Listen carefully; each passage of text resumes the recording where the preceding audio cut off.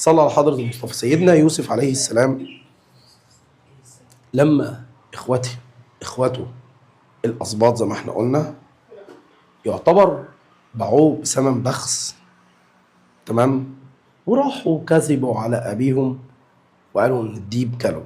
قصه وافتراء وبهتان، صح؟ قصه وافتراء وايه؟ وبهتان. القصه والافتراء والبهتان ده يعتبر من الحاجات اللي في حياتنا بنقابلها كتير. ولكن راح لمصر، قابل مرات العزيز، ومن هنا ربطه في قصرها، صح؟ اعجبت به. بص بقى التقوى الله، لو هو مش هيتقي الله ما كانش هيوصل للي هو فيه، الا انه فضل السجن على انه يبعد عن تقوى الله، فضل العذاب بضع سنين في السجن على انه يغضب ربنا، فضل ان هو يبقى متمرمط في سجن الا انه ما يطيعش اوامر ربنا. طيب انا بقول لك القصه دي ليه؟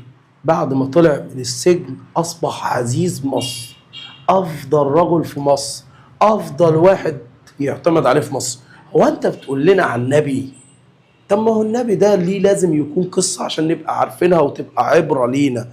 هقول لحضرتك لا خالص، انا عايز اعرفك معلومه ان تقوى الله هتوصلك في النهايه.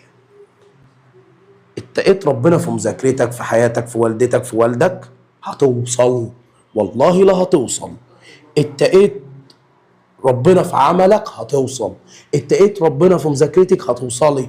ما تبصش يا ابني ان انت هجيب اي درجه، ما تبصيش يا بنت ان انا هجيب اي درجه، دايما دوروا على الاعلى.